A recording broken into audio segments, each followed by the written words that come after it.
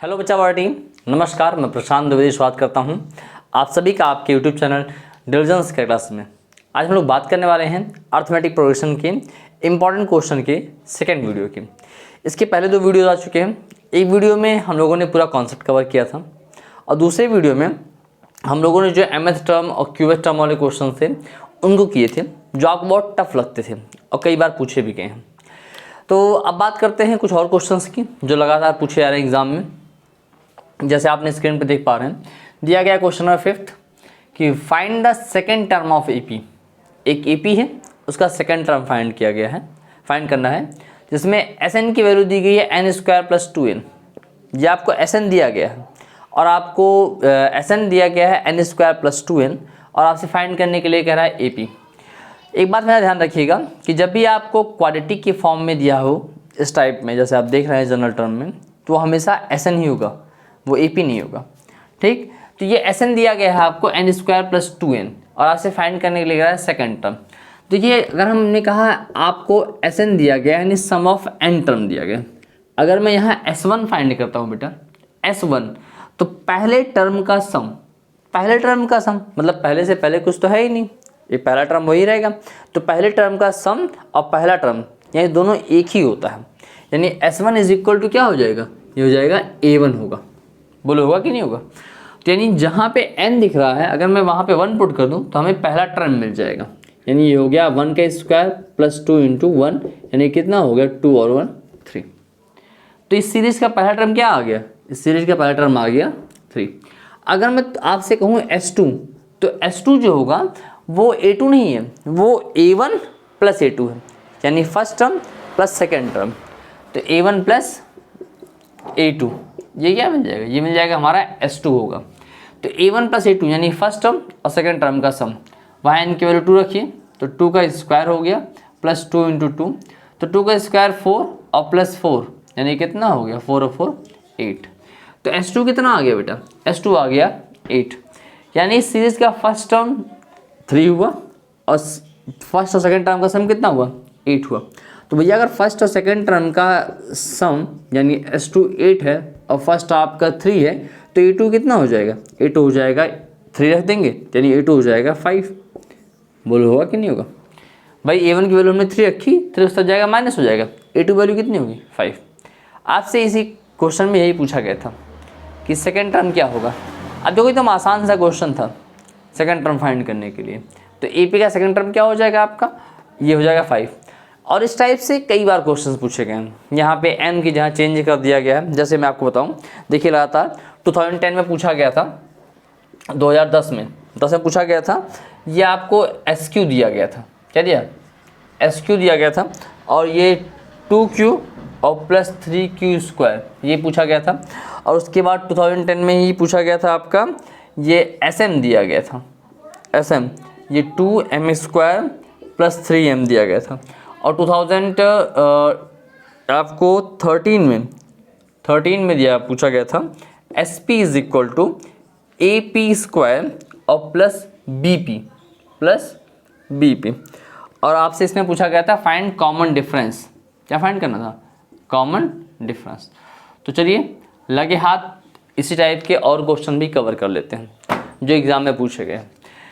ठीक है, ये समझ में आया सबको? अब देखो इसी में से कैसे और क्वेश्चन देखते हैं। जैसे आपको मैंने ये पहला वाला दिया जो 2010 में पूछा गया था, यहाँ पे SQ दे रखा है और 2Q प्लस 3Q स्क्वायर पूछा गया।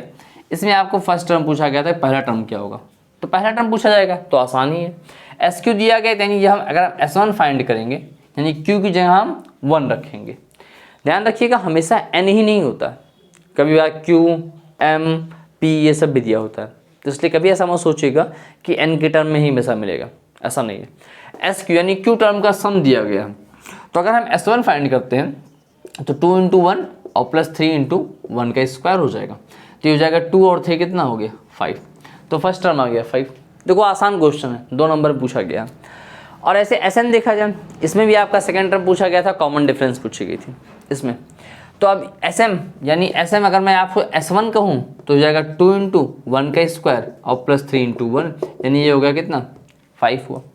अगर मैं S2 कहूँ, S2 मतलब क्या, A1 प्लस A2, ये तो हुआ A1, S1 A1 दोनों बराबर होता है, और S2 जो होता है वो A1 प्लस A2 यानी फर्स्ट टर्म और सेकंड टर्म का सम। तो अब यहाँ n की जहाँ 2 रखेंगे, m की जहाँ 2 रखेंगे तो कितना हो गया 2 इंटू 2 का स्क्वायर और प्लस 3 इंटू 2, यानी हो गया 2 टू ज़ा 4 और 4 टू ज़ा 8 हुआ, और 3 टू ज़ा 6 यानी कितना हो गया 14 हो गया। तो अब पहला टर्म कौन है, पहला टर्म आपका 5 है और दो टर्म का सम यानी A1 है आपका 5 और A1 प्लस A2 है आपका 14, है ना भाई। S2 मतलब क्या हुआ A1 प्लस A2। तो अगर आपको A2 फाइंड करना हो तो कैसे करेंगे, इसमें माइनस कर दो इसको, यानी A2 कितना हो जाएगा 9 हो जाएगा। तो A1 की वैल्यू आ गई 5 और A2 वैल्यू कितनी आ गई 9। अब यहीं से अगर तुम्हें D मतलब ये 5 हो गया ये 9 हो गया तो कितना इंक्रीज हो रहा है, बताओ कितना इंक्रीज हो रहा है। अगर तुमको D फाइंड करना हो तो D की वैल्यू हो जाएगी 4। तो इस तरीके से आप यहाँ से A1 फर्स्ट टर्म निकाल लिए, सेकेंड टर्म कहाँ या जो टर्म कहेगा वो टर्म फाइंड कर लेंगे आप। अब इसी में देखो एक क्वेश्चन और दिया गया, यहाँ पे कोई नंबर नहीं दिए गए, यहाँ पे SP is equal to AP square plus BP दिया गया और आपसे फाइंड करने के लिए कह रहा है कॉमन डिफरेंस। क्या फाइंड करने के लिए कह रहा है, कॉमन डिफरेंस। तो कई बार मैंने देखा है बच्चों को कि जब तक नंबर रहते हैं तब तक उनको लगता है चीज़ें आसान हैं, और जैसे ही वो एल्जेब्रिक फॉर्म में हुआ यानी वेरिएबल के फॉर्म में हुआ तो उनको चीज़ें टफ लगने लगती हैं। तो ऐसा कुछ नहीं बेटा, बस बेसिक कॉन्सेप्ट जो हैं उसे क्लियर रखिए, कहीं कोई दिक्कत नहीं आएगी। तो आपको ये दिया गया है SP is equal to AP square plus BP, ठीक। अब ये SP अगर मान लीजिए यहाँ पे आप S1 फाइंड करते हैं तो ये हो जाएगा A1 का स्क्वायर और प्लस B इंटू 1, यही तो होगा। जहाँ P है वहाँ 1 रखेंगे तो S1 की वैल्यू यानी कौन A1 की वैल्यू कितनी आ गई A प्लस B आया। अब अगर आप यहीं S2 फाइंड करते हैं, S2 यानी A1 प्लस A2 पहला और दूसरे टर्म का सम, यानी P की जहाँ आप रखेंगे 2 रखेंगे तो ये हो गया A इंटू 2 का स्क्वायर और प्लस B इंटू 2, यानी A1 और plus A2 is equal to कितना आ गया 2 टू ज़ा 4A और प्लस 2B। तो अब पहला टर्म आपका है A और B, पहला और दूसरा टर्म मिल के कितना हुआ है 4A प्लस 2B। तो पहले एक काम करते हैं कि देखते हैं कितना इंक्रीज हुआ। भाई हमें अगर ये फर्स्ट टर्म था ये A1 था और ये A1 प्लस A2 है तो पहले हम यहाँ A2 निकालेंगे कि सेकेंड टर्म क्या एग्जैक्टली है। तो सेकेंड टर्म निकालने के लिए यहाँ A1 की वैल्यू क्या है A प्लस B है, उठा के यहाँ रखो, ठीक। कॉन्सेप्ट वही जैसे आपने देखा इसके पहले वाले में कि A1 की वैल्यू जो आई थी वो थी 5 थी और A1 प्लस A2 की जो वैल्यू आई थी वो आई थी 14 आई थी ना। तो मैंने आपसे कहा A2 कितना आएगा, तो आपने कहा A1 की वैल्यू 5 है तो A2 हो जाएगा 9। 9 कैसे आया कि आपने A1 प्लस A2 में से पहले वाले टर्म को माइनस किया, 14 माइनस 5 किया तो आप क्या मिला 9 मिला। यहाँ पे सेम काम यहाँ भी करेंगे। यहाँ A1 की वैल्यू क्या आई थी, A1 की वैल्यू थी A प्लस B, तो यहाँ रख दो A प्लस B और plus A2 is equal to 4A plus 2B, ठीक। कॉन्सेप्ट याद रखो बस। अब यहाँ से देखो A2 इज इक्वल टू कितना हो जाएगा A2, अब A जब इस तरफ जाएगा यहाँ 4A है, इस तरफ आया तो माइनस हो गया यानी कितना बचा 3A बचा। यहाँ 2B है, इस तरफ गया माइनस हो गया कितना बचा B। तो A1 की वैल्यू हो गई हमारी A प्लस B और A2 की वैल्यू कितनी हो गई 3A प्लस B, बोलो हुआ। A1 की वैल्यू A प्लस B हो गई और A2 की वैल्यू हो गई 3A प्लस B। तो आपसे कहा गया है कॉमन डिफरेंस फाइंड करने के लिए, कॉमन डिफरेंस। और डिफरेंस कैसे निकालते हैं, डिफरेंस हमेशा A2 माइनस A1 करते हैं, यानी second term minus first term. तो second term minus first term करने के लिए सेकेंड टर्म कितना है आपका, ये दिया गया है 3A प्लस B और माइनस कर दो, क्या माइनस करोगे फर्स्ट टर्म यानी A प्लस B। जैसे आप माइनस करोगे तो 3A plus B minus A minus B। अब 3A में से A जाएगा कितना बचेगा 2A और B और B क्या हुआ कैंसिल हो गया। यानी हर एक पिछले टर्म में 2A ऐड होगा और आपके आगे वाला सेकेंड टर्म मिल जाएगा। जैसे इसके सीरीज में आपके सामने बनाऊं तो फर्स्ट टर्म हमें क्या मिला था, फर्स्ट टर्म हमें A1 मिला था A प्लस B मिला था। अब इसी में हम 2A ऐड करेंगे तो हमें A2 मिल जाएगा, यानी 2A और A कितना हो गया 3A प्लस B हो गया। अब हम अगर A3 चाहेंगे तो इसी में 2A ऐड करेंगे यानी कितना हो जाएगा 5A प्लस B हो जाएगा, एंड सो ऑन, ऐसे करते जाएंगे, ठीक है। तो देखो ये आपका पैटर्न था। इस टाइप से क्वेश्चंस खूब पूछे गए हैं, मतलब अक्सर एग्ज़ाम में पूछे गए हैं और आपसे बोर्ड एग्ज़ाम में पूछे जा सकते हैं। ठीक, जैसे तैयार रखिएगा ऐसे क्वेश्चंस को, ताकि आए तो आप सॉल्व कर सकें। ठीक, आई थिंक आपको ये क्लियर हो रहा होगा। अब बात करते हैं अगले क्वेश्चन। क्वेश्चन नंबर 6 बहुत बेसिक सा क्वेश्चन है, लेकिन पूछा गया है कई बार। कह रहा है कि फाइंड ए बी और सी की वैल्यू फाइंड करनी है such that the following numbers are in AP. इस तरीके से है कि दिए गए नंबर एपी में है। तो एपी में होने का क्या मतलब होता है, मैंने आपको पहले ही बताया है कि एपी में मतलब second term minus first term is equal to common difference, और वही डिफरेंस हमेशा रहेगा, यानी वो डिफरेंस हमेशा बरकरार रहेगा। किसी भी दो लगातार नंबर के बीच का जो गैप होगा वो हमेशा इक्वल रहता है, टर्म हमेशा डिफरेंस इक्वल रहता है। यानी अगर आप 7 में से ए को माइनस करेंगे तो वही मिलेगा, जो बी में से 7 को माइनस करने पर मिलेगा, जो 23 में से बी को माइनस करने पर मिलेगा। तो ये बहुत बेसिक चीज़ें हैं, आपको ये कॉमन डिफरेंस या एपी की जान है। एपी इसी बात पर डिपेंड नहीं करती है। एपी का मतलब ये समांतर श्रेणी, जिसके टर्म जो हो समान अंतर पे हो, इक्वल डिफरेंस पे हो, तो उसी के थ्रू आपको इसकी वैल्यू फाइंड करनी है ए बी और सी की। चलिए देखते हैं। कई बार होता क्या है कि हमें लगता है कि यहाँ पे 3 अननोन क्वांटिटी दी गई, पता नहीं इक्वेशन बनेगा कि नहीं बनेगा, तो इसकी कुछ भी परेशान होने की जरूरत नहीं है, बस आप बेसिक कॉन्सेप्ट क्लियर रखें। अब इसने क्या रखा है कि ए बी सी है, जिससे कॉमन डिफरेंस आपको फाइंड करने हैं, कॉमन डिफरेंस सब समान ही होंगे, तो ए बी सी की वैल्यू फाइंड करनी है। मतलब अगर हम 7 में से ए माइनस करेंगे, यानी 7 माइनस ए करेंगे, तो ये बराबर किसके होगा, ये बराबर होगा बी माइनस 7 के। बोलो होगा कि जो इसमें इसको माइनस करने पे मिलेगा वही बी में 7 माइनस करने में मिलेगा।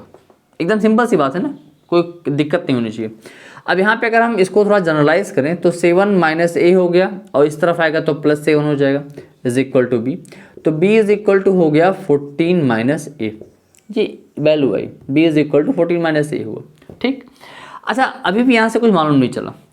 सेम ही नियम यहाँ आगे भी लागू होगा, मतलब अगर हम इसमें इसको माइनस करेंगे तो जो डिफरेंस आएगा वही सेम चीज़ आपको यहाँ मिलेगी। यानी से B minus 7 is equal to 23 minus B. ठीक है, बी को इस तरफ डालो तो b प्लस बी हो गया इज इक्वल टू 23 प्लस 7 हो गया, तो 2b इज इक्वल टू 30 हुआ, यानी b की वैल्यू कितनी आ गई, 15 आ गई। अब देखो b की वैल्यू मिल गई 15, आपको एक वैल्यू मिल गई। जैसे ही एक वैल्यू मिली तुरंत सारे चैन अपने आप लिंक होते चले जाएंगे अपने आप। अब b की वैल्यू 15 मिल गई, यहाँ पुट कर दो, जैसे हमने यहाँ पुट किया, इसे फर्स्ट यहाँ उठा के पुट करो, इसे put in first, b is equal 15 put कीजिए, 15 इज इक्वल टू 14 माइनस ए। अब ए को इस तरफ ला लो, जैसे a इस तरफ आएगा या b को इधर भेज दो, तो 15 minus 14 is equal to minus A, तो यहाँ बचा 1 is equal to minus A, तो ए की वैल्यू कितनी आई, -1 आएगी। आया, यानी ए की वैल्यू कितनी हुई, -1 हुआ, और बी की वैल्यू कितनी होगी, 15। अब आपको सी फाइंड करना है। सेम वही नियम यहाँ भी लगेगा कि जो डिफरेंस यहाँ से इसकी माइनस करने में मिल रहा है वही सेम यहाँ मिलेगा, यानी 23 minus B is equal to C minus 23, यही होगा। अब b की वैल्यू कितनी आई हमारी, 15 आई, तो 23 माइनस 15 is equal to C minus 23। अब यहाँ डिफरेंस की कितना है बेटा, जब यहाँ माइनस किया तो माइनस करने पे यहाँ बच गया 8, और ये 23 इस तरफ आया तो प्लस हो गया, इज इक्वल टू सी। तो c इज इक्वल टू कितना हो गया, ये हो गया 31। बोलो हुआ। अब a की वैल्यू आ गई -1, b की वैल्यू आ गई 15, और c की वैल्यू कितनी आ गई, 31। इसको चाहो तो इसी में रख के चेक कर लो, वैसे आपको इतना ही कहा गया था कि ए बी सी फाइंड करना है। अब आपके पास ए पी कितना हो गया, -1, 7, b की वैल्यू 15 हो गई, ये हो गया 23, और ये हो गया 31। ठीक, देखो सबके बीच का डिफरेंस कितना है, यहाँ डिफरेंस है 8 का, यहाँ डिफरेंस है 8 का, यहाँ भी डिफरेंस 8 का है, यहाँ भी डिफरेंस 8 का है, तो ये हो गई आपकी AP। ठीक, ये एकदम सिंपल से क्वेश्चंस हैं, लेकिन पूछे गए हैं लगातार। छोटे छोटे क्वेश्चंस को भी छोड़ना नहीं है, हमें सारे क्वेश्चन कवर करने हैं। उन सब क्वेश्चंस को लेकर चलना है जो आपके एग्जाम की दृष्टि से इंपॉर्टेंट है। 1 या 2 क्लासेज और होंगी, आपकी AP समाप्त हो जाएगी। ठीक, चलिए अब बात करते हैं क्वेश्चन नंबर 7 की, जो और इस सीरीज़ में इंपॉर्टेंट है आपके लिए। क्वेश्चन नंबर 7 की बात करें तो क्वेश्चन नंबर 7 कह रहा है कि right the nth term of AP। एकदम आसान सा क्वेश्चन है, कहीं कुछ बड़ा नहीं है। nth टर्म की बात है तो आप सबको पता है Tn is equal to a plus N minus one to d लगाएंगे। लेकिन कई बार हमने कहा ना कि आपको जब नंबर्स मिलते हैं, अल्फ़ाबेट मिलते हैं तो आप परेशान होते हैं, नंबर ना मिल के अल्फ़ाबेट मिले तो इसलिए ध्यान समझिए कि पूरे AP में केवल आपको A फाइंड करना है और D फाइंड करना है, फिर आप कुछ भी फाइंड कर सकते हैं, बस A और D आपको पता हो। तो ऐसे आपसे nth टर्म फाइंड करने के लिए कह रहा है, तो आप यहाँ देखो A फर्स्ट टर्म आपको दिया गया है, तो बस केवल D फाइंड कर लो। सीरीज देख के घबराओ नहीं कि 1/m दिया है, 1 + m/m दिया, कुछ नहीं, कोई टेंशन की बात नहीं, बस केवल D फाइंड करो। क्या फाइंड करेंगे आप? D। तो A की वैल्यू दी रखी है 1/m, तो पहले D फाइंड करो। D कैसे निकलेगा? Second term minus first term, यानी 1 + m/m - 1/m, ये तो करेंगे। तो D इज इक्वल टू कितना हो गया? ये m है तो 1 + m - 1, ये कैंसिल हो गया, यानी m/m हो गया, यानी वैल्यू कितनी आ गई? 1। D की वैल्यू कितनी आ गई? 1 आ गई, यानी डिफरेंस आपको मिल गया 1। अब चाहे जो फाइंड कर लो। अब तुमसे कहा गया Tn फाइंड करने के लिए ना, Tn, तो अब a + n - 1 × D होता है। a की वैल्यू क्या दी गई? a की वैल्यू 1/m दी गई और प्लस n - 1 हो गया और D की वैल्यू 1 हो गई। आसान हो गया एकदम क्वेश्चन। तो Tn इज इक्वल टू कितना हो गया? ये 1/m और प्लस n - 1/1 हो गया। थोड़ा जनरलाइज कर दो, m का मल्टीप्लाई ऊपर हो जाएगा, तो यहाँ से जो Tn मिलेगा, nth टर्म जो Tn मिलेगा बेटा, वो कितना हो जाएगा? ये m का मल्टीप्लाई इसमें होगा तो 1 + mn माइनस ये सब चला जाएगा तो -m/m, बस हो गया, कहानी खत्म हुई इस क्वेश्चन की। एकदम सिंपल सा क्वेश्चन था, कहीं कुछ नहीं अलग, बस लेकिन मैंने आप कराया इसलिए ताकि आप ये नंबर्स देख के कई बार अल्फ़ाबेट देख के आप क्वेश्चंस छोड़ देते हैं, ऐसा काम मत कीजिएगा, ठीक। अब इसी में अगर आपसे SN पूछता तो सब कुछ उठा के SN रख देते, कहीं कोई दिक्कत नहीं ना। भाई आपने Tn निकाल लिया, Tn की वैल्यू आ गई, उठा के SN रख दो। चलो देख लेते हैं, अगर इसी में SN पूछा होता तो SN का फॉर्मूला होता है n/2 ब्रैकेट में a + l होता है कि नहीं होता? a + l। l क्यों कर रहे हैं? क्योंकि हमें Tn पता है, हमने Tn निकाला है। अगर ना निकाला होता तो वही रख देते हैं, 2a + n - 1 × D रखते हैं। यहाँ पे जो Tn है, जो Tn टर्म होता है वही आपका l है, लास्ट टर्म होगा, तो वही हमने यहाँ रख देना है। तो अब यहाँ कितना हो जाएगा? ये हो जाएगा n/2 ब्रैकेट में a की वैल्यू कितनी है भाई? 1/m है, और l की वैल्यू कितनी है? l की वैल्यू mn और प्लस 1 - m और /m, ठीक। बहुत सिंपल सी बात है, यहाँ भी जनरलाइज हो जाएगा। ये देखो, ये n/2 और दोनों में एलसीएम आ गया m, 1 + mn + 1 और -m हो गया। बोलो होगा? थोड़ा सॉल्व और कर लो, जो सॉल्व होने की स्थिति में, इसको निकाल लो, बाहर निकाल दो अगर बाहर निकलने वाला हो तो अगर इसको हम बाहर निकाल देते हैं तो ये हो गया m/2n, n/2m, n ऊपर रह जाएगा और /2m हुआ।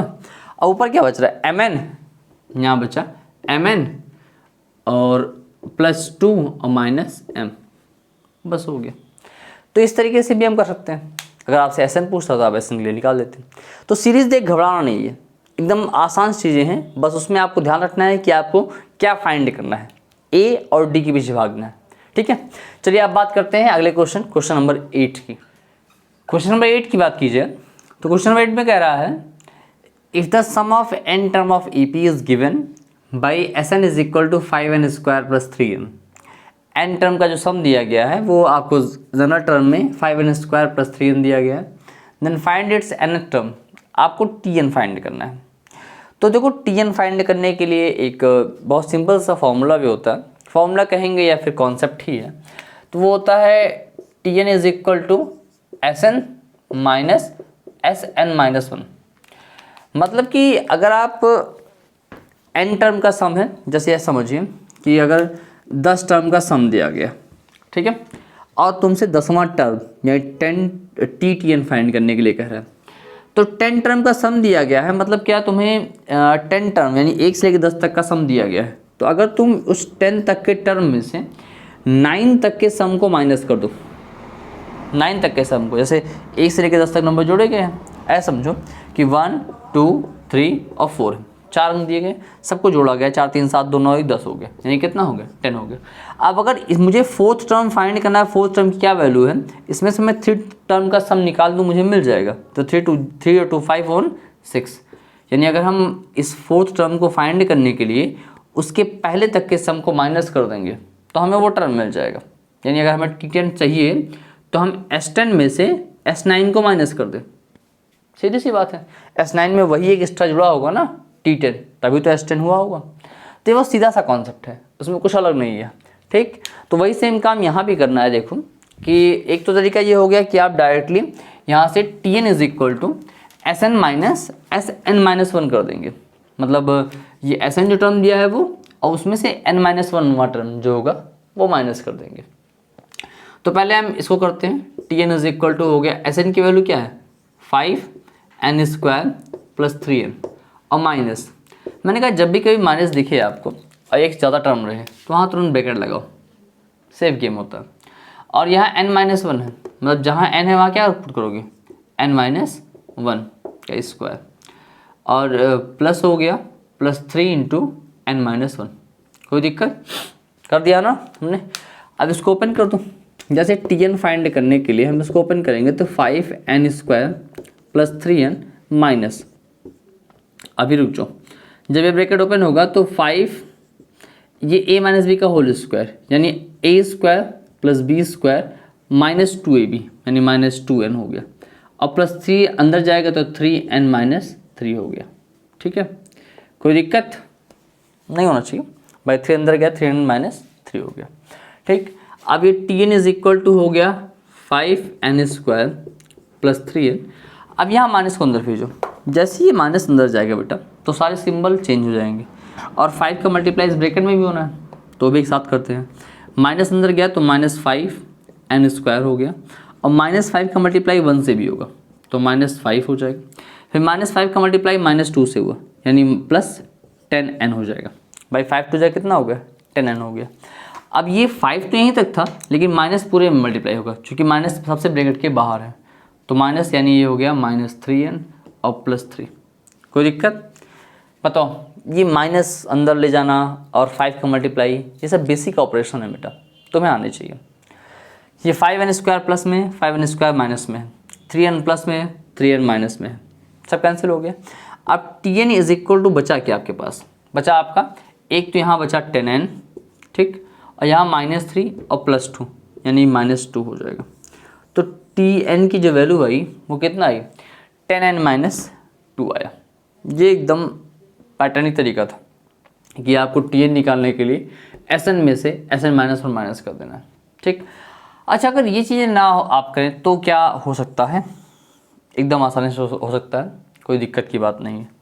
वैसे मैं आपको प्रेफर ये करूँगा कि आप यही करें एग्ज़ाम में, क्योंकि अगर याद रहे तो यही बेहतर होगा।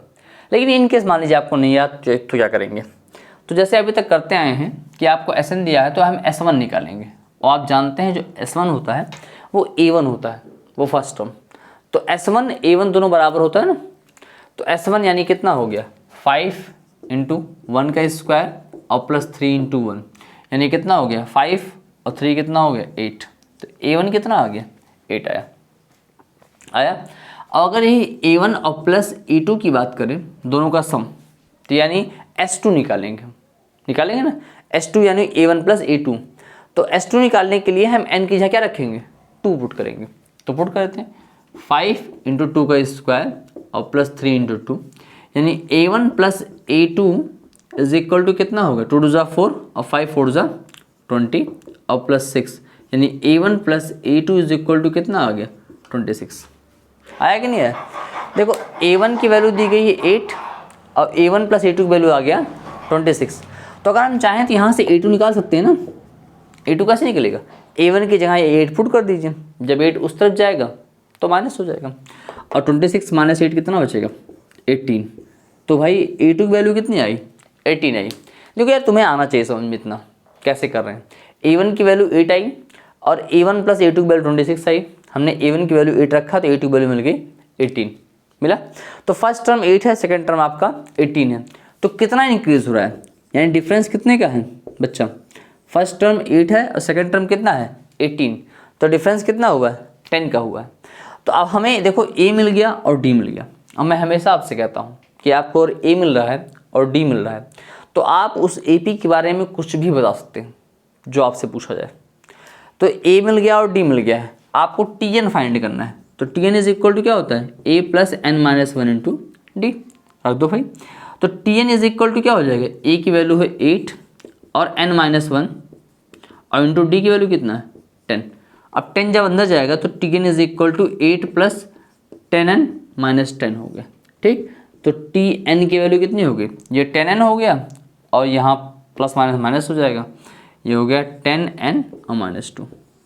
ठीक, तो टी एन की वैल्यू आ गई 10n माइनस 2। ठीक, तो वही सेम काम देखो यहाँ भी हुआ था। अब आपको ये आसान लगे तो ये कर लीजिएगा या ये आसान लगे तो ये कर लीजिएगा, जो आपको सूटेबल लगे वो कर लीजिए। दोनों तरीके सही हैं, ये आपका स्टैंडर्ड वे होगा और ये आपका जनरल वे है। ठीक, तो इस तरीके से हमने देखा कि एपी के ऐसे क्वेश्चन जो आपके 1 नंबर 2 नंबर में पूछे जाते हैं और कई बार रिपीटेड हैं और आसान भी है, बहुत टफ नहीं है। आज मैंने एकदम आसान क्वेश्चन लिए थे कि आपके ऐसे क्वेश्चन जिन्हें हम छोड़ देते हैं कई बार हड़बड़ाहट में या आते हुए क्वेश्चन छूट जाते हैं, तो ये सारे वही क्वेश्चन हैं जिनमें बहुत ज़्यादा दिमाग लेना, आते हुए क्वेश्चन छूटे ना आपके। ठीक, तो आज के लिए इतना ही करते हैं, फिर हमारी आपकी मुलाकात तब अगले वीडियो में होगी। तब तक अपना ख्याल रखिएगा। अगर वीडियो अच्छा लग रहा है तो प्लीज़ लाइक कीजिए, कमेंट कीजिए, शेयर कीजिए दोस्तों के साथ और अपने रिव्यू कमेंट सेक्शन जरूर लिखिए। ठीक है, नेक्स्ट क्लास में हम लोग बात करेंगे इसी के एपी में कि कैसे टर्म्स एज्यूम करते हैं, यानी 3 टर्म के क्वेश्चन, 5 टर्म क्वेश्चन अगर रहता है तो उसमें क्या क्या मानते हैं जिससे क्वेश्चन आसानी से लग जाए। ठीक है, तो आज के लिए इतना ही। अपना ख्याल रखिएगा, मिलते हैं अगले वीडियो में।